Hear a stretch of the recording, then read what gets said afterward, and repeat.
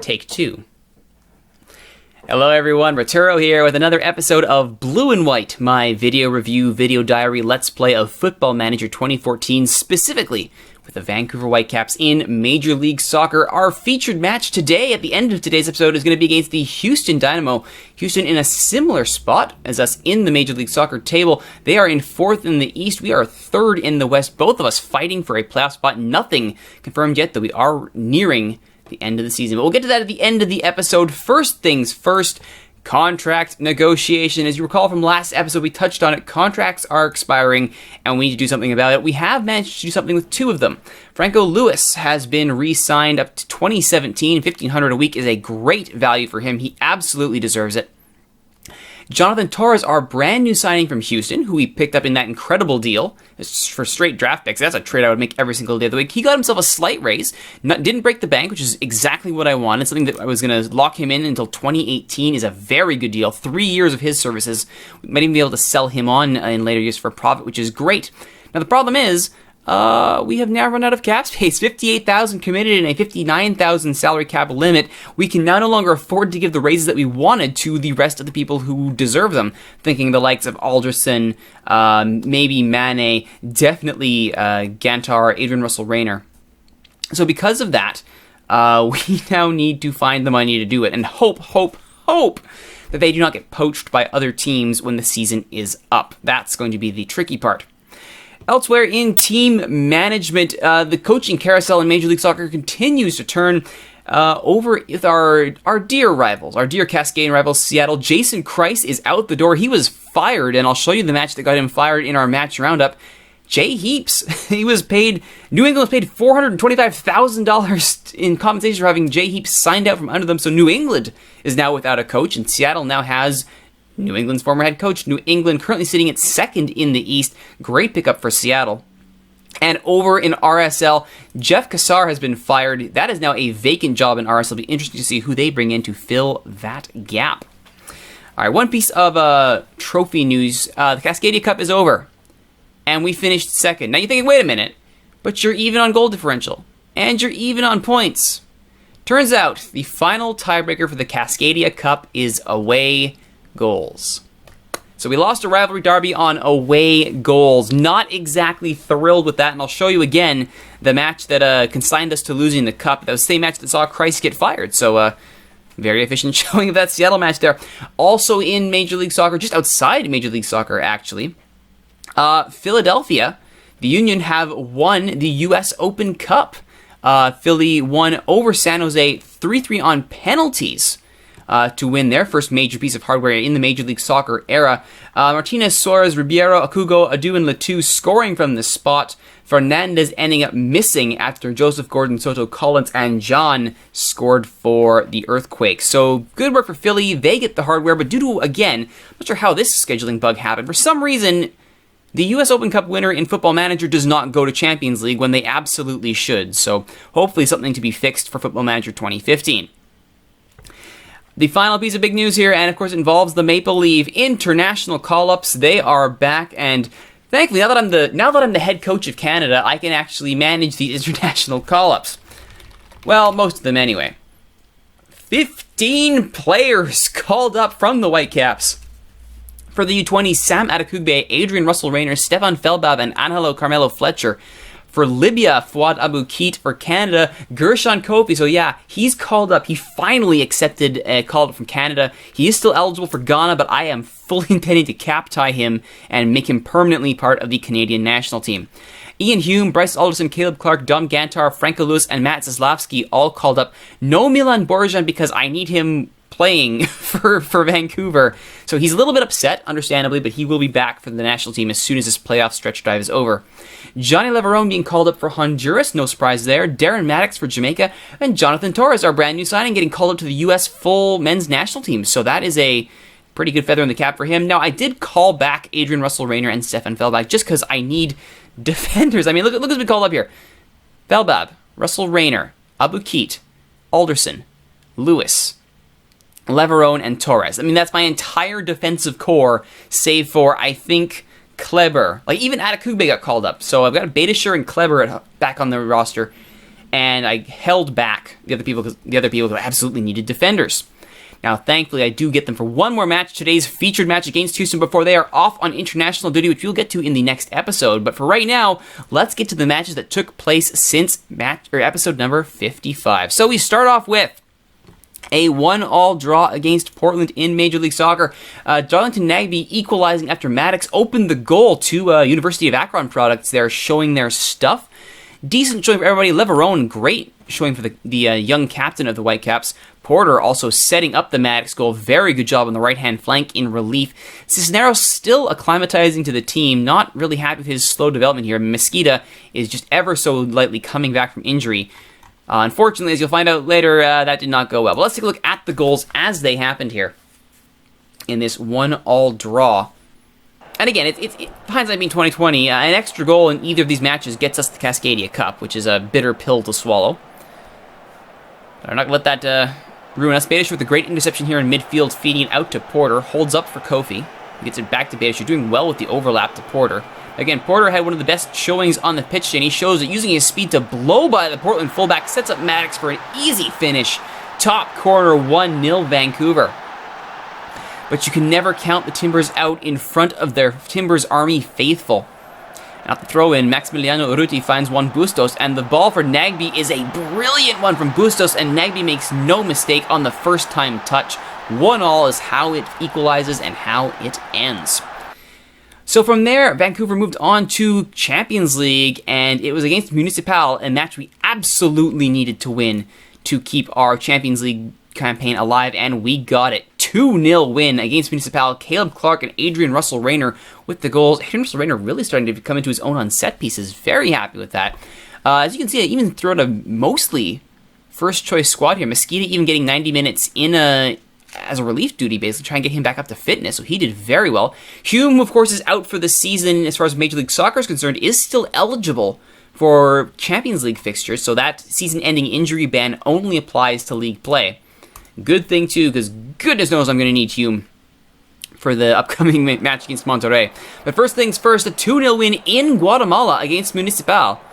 Holt to Alderson to Mesquita as they start the breakout here from their own side of center. Mesquita then chips a nice ball forward to Clark. Gets a bit lucky here picking up this deflection, but he is absolutely clinical with the finish. Clark making his own luck there, and the young Canadian, the young academy product for Vancouver, making it 1-0 Whitecaps. They weren't done, though. From the corner, Tybert's cross is a good one, and Adrian Russell Rayner heads it off the bar and in. I tell you, this kid's going to be great on set pieces if he develops like I hope he will, and I think we all hope he does. So 2-0 is a great result in Champions League, and that puts us, let's quickly look at the current state of Champions League for 2015. And as you can see, we are level with Monterrey on points. The final fixture of the group will be Vancouver-Monterrey. Winner take all. Now, a draw actually lets us through. We have a single goal on goal differential on Monterrey. So a draw actually gets us through. But I don't want to draw. I want to win.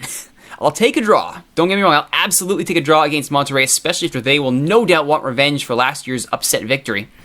But a draw would be fantastic. So Champions League still very much in play. But now I promised that Seattle match that saw Jason Christ get fired and Portland win on away goals the Cascadia Cup. And it was a 2-all draw. Borjan kicking things off. Sorry, Borjan. Bit of embarrassment here. Apparently I've been pronouncing it wrong for the last 40 episodes. So it's Milan Borjan. My apologies. 2-2 it ends. LAJ De La Garza actually sent off in the 48th minute. We were unable to capitalize that, which is, that I found very, very unacceptable. When you go down to 10 men and you got still half the game left, I expect to see goals. To their credit, 2 goals were scored, one by each team, which were called off by the offside flag. Very, very tough to swallow. But we start off here with Reza, and this is they give it to Borjan as the own goal. It does go off Zavaleta and Kleber, but for some reason Borjan is credited with the own goal off that corner. Then off the Vancouver corner, Kleber finds Adrian Russell Rayner. That young man again equalizes in a Cascadia Derby match in C-Link, in the CenturyLink in Seattle. And that's actually his first goal for the club. So in league play, so good for you, Adrian Russell Rayner. Still Vancouver's ball, though, in the 37th minute. Kofi sprang it out wide to Kyle Porter. Porter then using his speed, which we haven't seen him do nearly enough this season, and he links up with Maddox. That's a combination that is paying dividends. And Vancouver ever so briefly held a 2-1 advantage over Seattle, but before the half was out, Seattle got their equalizer. Kenny Cooper, great cross in for Eric Zavaleta, and I believe he's also an academy product. He might just be a draft pick now that I think about it. Zavaleta makes it 2-2, and that is how it ended. A man of the match performance for Adrian Russell Rayner, very well deserved indeed. But again, that match saw Jason Christ lose his job and us lose the Cascadia Cup on away goals, so unfortunate for everyone unless you're Portland, but we don't care about them because we hate Portland. Finally, Chicago. Quincy Amarikwa injured very early in this one, which will not be good for fans of Quincy time, but Darren Maddox with a brace in the second half to win it for Vancouver 2-0. Sensational performances on the back line here. Borjan, Beitashour, Torres, and Kleber all above 7. Even Fouad Aboukit, our 18-year-old Libyan, 7.0. Very nice indeed. Maddox 8.8, which is what you'd expect for someone scoring a brace. Let's take a look at the goals from this home match. Very key points to get here as we look for that playoff seeding.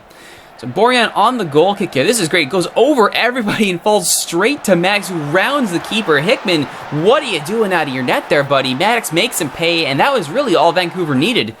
But they weren't done. They were not done in the 81st minute. Maddox again capitalizing on a mistake for Chicago's backline, punishing them. A brace for Maddox, and that is all they needed. 2-0 for the lads in blue and white, leaving us in third place as the season winds down. So today's match, the Houston Dynamo. Not an easy opponent any day of the week. As you can see, the season series lifetime in Football Manager is very even. A win each and 2 draws. I'm sorry, 2 wins for us, a draw, and 1 Houston win. Oh, the colors look alike to me. So we are going with, for this team here, we are going with Borjan, since he's going to be here anyway. Estrella, actually, is going to be getting the start up top to keep Maddox fresh for his time with Jamaica coming up. I don't want to get on the bad side of any other national team coaches. But by and large, we are throwing first-team players into the mix here. Kofi and Torres showing up. I am going to be bringing them out at the half. Holt, I will probably run into the ground for this one. Might bring on Curry. I mean, best-case scenario, Holt, Kofi, and Torres come off for Curry, Felbab, and I want to say we bring on Schmid and shuffle some people around here. But again, we'll figure that out in just a moment. Ideally, it's going to be probably Kofi and Torres coming off and Holt staying on the whole game. But this is the team I'm happy with, so let's give it a go. We are in BBVA Compass Stadium, which is not really the fortress that it was in 2014, or 2013, I should say. But still a daunting prospect nonetheless. So keep an eye on their strikers here. Yeah, they're not super scary here. Bojanic is somewhat scary, so we'll make sure that whoever is marking him does a good job of it. Andrew Driver, we know all about him, and Jesus Paganoni also, we know all about him. And even more importantly, Oscar Boniet Garcia is a must mark at all times. Break his ankles, tackle him hard.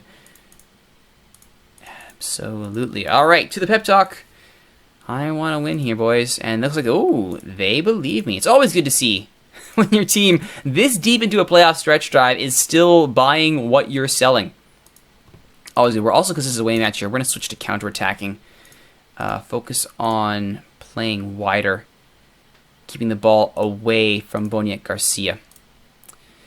All right, here we go. Vancouver in their road blue kit, Houston in their traditional orange with white shorts. Early free kick here for Kleber. First minute over the bar.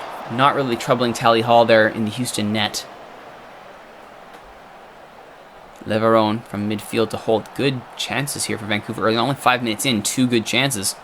Tybert still with the ball. Did well to hold possession there, but the shot was ultimately high and wide. 3 shots in the first 5 minutes. This is looking very good. You gotta think Houston will push back, though. That's a given. Atlantic crossing is just not working. All right, assistant coach. Well, we'll trust you there. See what happens with this first player. Oh, it's a bad back pass by Corey Ash, picked up by Jason Holt. Ivan Estrella looks forward, can't find Holt with the through ball. However, Franco Lewis is there to stop the clearance by Houston. Aboukit, Kofi, There's a nice ball for Porter. Can he get a shot off? It is, but it's wrong side of the post.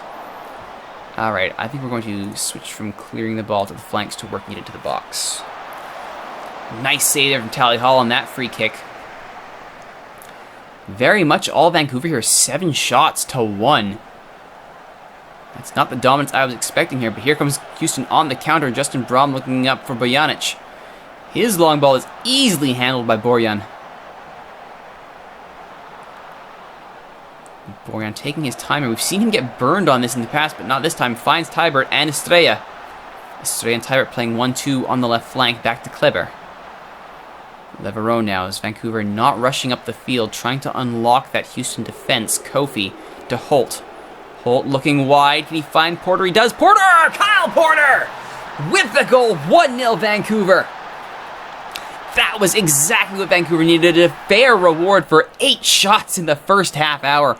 Holt doing what he does best, finding that killer ball. This time over the top. Porter actually holding his ground while Pierce and Ash overran him. Nice little bit of technical skill from the Canadian. From the corner here, this is Houston's chance to equalize, and it will be off the bar and over. I believe Borjan got a hand to that. It says he did. So Paganoni will take the corner again. This time it is deflected off of Kleber and out. So this is some good pressure. This is the fight back we were worried about from Houston. In short now, 3 different corners. Shows you the technical flexibility, the tactical flexibility of the Houston Dynamo. Luckily for us, comes to nothing. 1 minute of injury time before the first half is over. All right, Estrella is not having a good day in front of that, but that's fine. We've got our 1 goal. Good, we're fine. There's more to come. Good. I don't want them to get too complacent here and believe that the game is over, because it is not. It is far from over, especially in Houston. We'll stick with the current tactics that we have. They seem to be doing well at containing Houston, or at least blunting their offensive capabilities. Ever a road match, winning 1-0 away from home is never a bad thing. I will take that. 3 points. Better playoff positioning. Borjan's goal kick. Looking for Estrella. Can't find him, and Paganoni will take possession in the midfield. Carter Clark, Bojanic. Bojanic or Andrew Driver. Franco Lewis has been beaten here. The cross for Justin Braun. Great block by Borjan, getting down and putting his body in front of that. Would have been a tap-in. Great save by Borjan. Very suspect defending, though, from the Whitecaps. Tybert and Kofi playing 1-2 here, and Kofi actually gives up possession. I think now is when we start thinking about substitutions, because that was a very ghastly giveaway. All right, Felbab for Kofi, and we'll swap him with Abu Keat, put the youngster in the more playmaking role. And this, I believe, is when we bring on... We need a D-mid. Okay, here we do. We'll put Felbab in for Torres, now that I think about it. Torres and Franco Lewis can change spots. That looks more like... And then Beitashour can come on the right. There we go. So our D-mid situation is set. Torres and Kofi are off, and I still have that sub for the attackers if I feel I need to use them.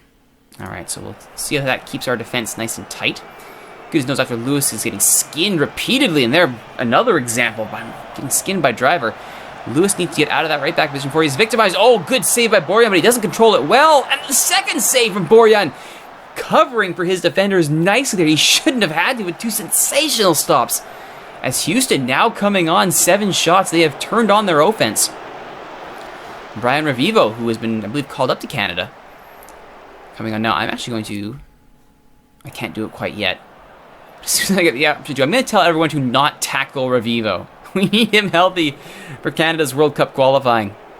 Carter Clark looking long there. And Braun gets through a miscue, but he's held the ball too long, and everyone swarms him. He was looking for that easy tap and ended up waiting too long to get the shot off. Lucky break there for Vancouver. All Houston now. There are the substitutions for us. Let's find Revivo here and just say easy mark him. Wrong foot him for sure, but just easily mark him. Nothing crazy. Everybody else is being watched. Yes. Good. Onwards. Alright, 70th minute. Holt is being knocked. Kleber hits the bar. Not bad at all. I agree. Let's get Holt off now. Don't need him completely gassed. Carlos Curry, our draft pick, needs his minutes. He has not had many minutes this season. That I do take responsibility for. Kind of got stars in my eyes bringing on Estrella as depth, and he ended up playing more than Curry did. Ooh, Kleber injured. Not good. Hopefully he shakes that off. 85th minute now. Kleber's free kick. Off the bar again. Kleber looking to seal the deal. Just can't quite find it. We'll pack it in now. Nice and defensive here. Vivo now. Off the set piece for Houston. Finds Pierce. Pierce. Back to Revivo. Crosses Boniek Garcia. And Oscar Boniek Garcia equalizes for Houston. You cannot leave Boniek Garcia unmarked, everybody. What was that? I just want to make sure that he is actually being marked here, because that was... Yeah, he is. He is being absolutely... He should be 100% every day, every minute looked after. Why was he left? Look at this. Everyone has fallen back here. Leaving two... Ricardo Clark and Boniek Garcia should never, ever, ever be left that wide alone. Nobody thinks to step forward and pressure him, and that's an easy a volley as Boniek Garcia is going to get. Now, it's not over yet. 3 minutes of added time. Vancouver could still sneak out of here with a win. And a road draw is not the end of the world, but we'd love that 3 points. And the long ball from Borjan is headed away by Hall. Talia Hall, a bit of a gutsy play there, and Betasher to Fouad Aboukite. Franco Lewis to Carlos Curry. His short pass is given away, and Felbap has to chase it down. Felbap to Aboukite to Lewis. Long ball looking for Estrella, just can't find him. So very close to springing Ivan Estrella there, but not quite. Instead, it's Houston the other way. Tybert does well to foul up Paganoni, but he still comes with the ball. Now it's back the other way, and Curry with possession deep in his own half. Curry looking out wide for Tybert, can't find him. That's out for a throw to Vancouver. Let's see if Vancouver can wind the clock down here. Kleber, Curry, Lewis, and Aboukite get the ball going in midfield. Aboukite actually has the ball taken off him by Jassy Zardes. Now the long ball from Aboukite, too long for Ivan Estrella to get a hold of. And that should almost be the final whistle. Oh, that's the wrong kind of whistle. That's a foul by Fouad Aboukite. You know what? Just waste some time. Absolutely. As we approach the 93rd minute, that should be the end of the game, and that is indeed it. Oscar Boniek Garcia saving a point for the road team, or for the home side. It was unfortunate. I mean, I would like to see a better result, to be sure, but I mean, Kleber, how many posts did he hit? I mean, draw is not the end of the world. We remain in third place, though we have now given up a game in hand to those behind us. Houston remains in fourth. Not a shocker there, and they do have games in hand. So a fair result, you got to say. 12-10 of the shots. Early pressure favored us, but Houston did what they did best and came back and evened it up. So that is the playoff situation heading into the final 2 games. Oh, good. Everyone's reported for duty at Canada. And that is good for us because we have 2 very crucial qualifying matches here against the Turks and Caicos Islands and San Vicente and the Grenadines, which you'd think would be a given, but this is World Cup qualifying. Anything can and will happen, especially when you are away from home. So next time on Blue and White, it's away to the Caribbean for 2 matches against World Cup qualifying opposition with a berth in the next round on the line. Thank you for watching, everyone. My name is Rituro. If you like what you've seen, please be sure to follow me on Twitch, twitch.tv/Rituro. You can watch full episodes on youtube.ca/SteelSwords of this show and all my others. And of course, you can follow me on Twitter at @RituroGuy for all your streaming and other sundry news. Once again, my name is Rituro. Thank you all for watching. We'll see you next time.